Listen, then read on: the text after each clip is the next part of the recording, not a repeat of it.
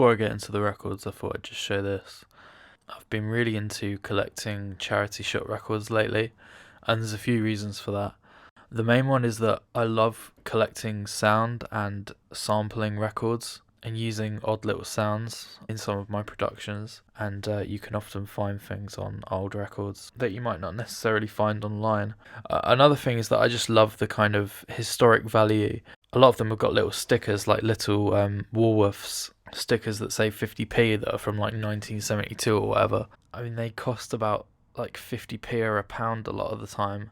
And even if I didn't use it or sample it or enjoy it, it doesn't matter anyway because it goes to charity. So first off, I got a really wonderful copy of Elephant by the White Stripes. This is probably one of the best examples of why I love vinyl so much. It's got an absolutely beautiful gatefold. The artwork and the photography and the branding on this is just so strong and distinctive. I love the quiet songs and the really noisy songs. This is one I've been into a lot lately. It's Madonna's Ray of Light record. I'm super into William Orbit at the moment. That really wonderful kind of bubbly 90s synth production. And this is probably his finest work. I love every song, but Frozen is one of my favourite tracks of all time. Arctic Monkeys are one of those bands that everyone knows and everyone loves. And this is a real British classic. I remember this a lot in the late 2000s, and I think someone burnt me a CD of it. I like the inner sleeve with all these images that kind of match some of the kind of scenes that are written about in the lyrics. Next up, I've got the greatest hits of Herb Alpert and the Tijuana Brass.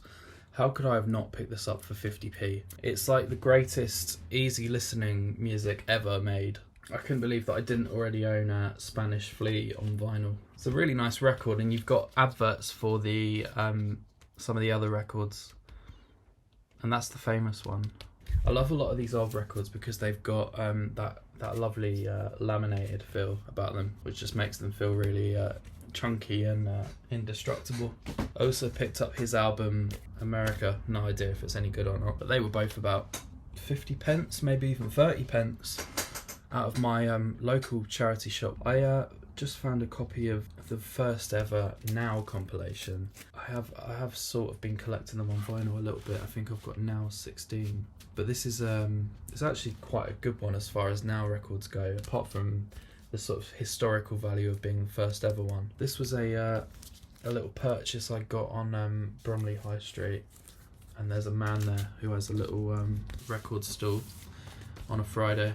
This is Brian Eno with Taking Tiger Mountain by Strategy. This is a very posh reissue from it's one of the Abbey Road Studios half-speed master ones, and it runs at 45 RPM. I picked up a stereo copy of the Beach Boys' Pet Sounds. I do actually have an original pressing of Pet Sounds from 1966 when it came out. The original UK mono, which is of course got the really lovely laminated cover.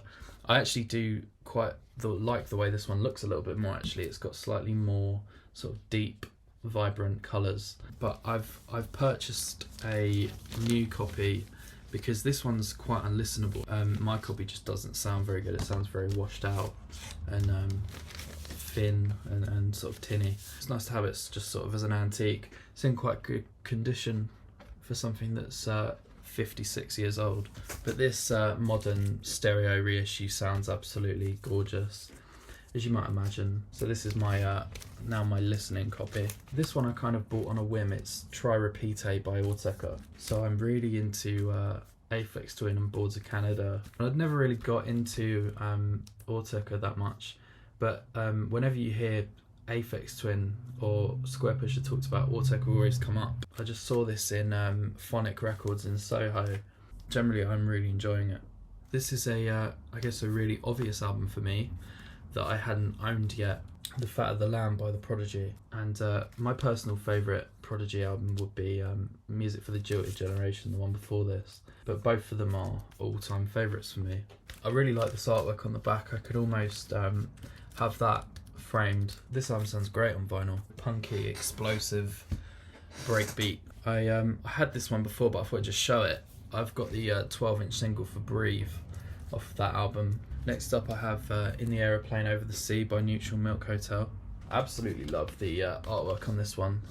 It just looks really dirty and degraded, and has so much character. This is a really nice vinyl package. Comes in quite a protective sleeve, and this is a very, very beautiful, surreal album. The music's fantastic, but the lyrics are just a masterpiece. Next up I've got Kendrick Lamar to Pimper Butterfly. A lot of people think this is one of the best albums of the 2010s, and it definitely has got some very good production on it. Another kind of hipster classic, I guess, Slint with Spiderland. I really like the spoken word and the storytelling on this album, and this album is very, very influential as being kind of a very early influencer to post-rock. Next up I've got My Bloody Valentine with Loveless. This was the new one, released on Domino Recording. This has got a nice laminated sort of feel, like the old records from the 60s. My favourite song on this album is probably a song called Sometimes, which was used in the movie Lost in Translation, and it has a nice inner sleeve because it's got the artwork on it, but it's also got the protective film on the inside. I like how it sort of builds such a hazy wall of sound. Next I've got a Moonshape Pool by Radiohead. I think that this is their most subtle album that they ever did, but it's very beautiful at the same time. Next up I have Inner Speaker by Tamiya Parlour. I really like the artwork on this one.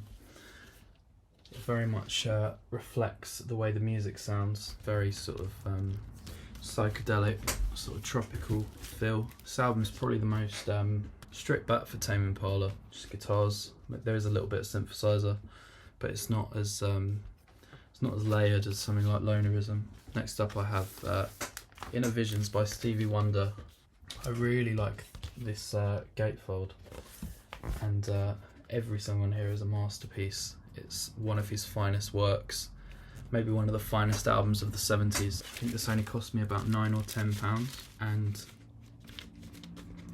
I think it would have been in the bargain bin of one of the major record outlets. Next up we have the Fugees with The Score, a very classic hip hop record from the 90s. I was making a song recently, and I sort of didn't bass them, but some of the drums that I was working with were quite similar to the drums off of Killing Me Softly.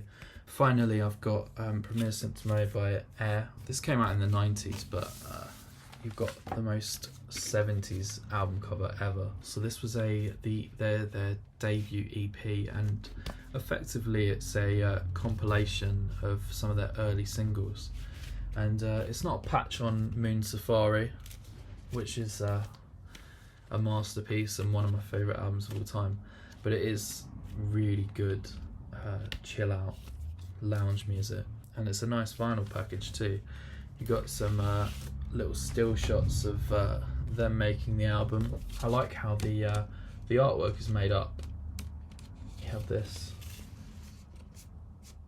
creates a very interesting effect that you're not going to get on a CD or cassette.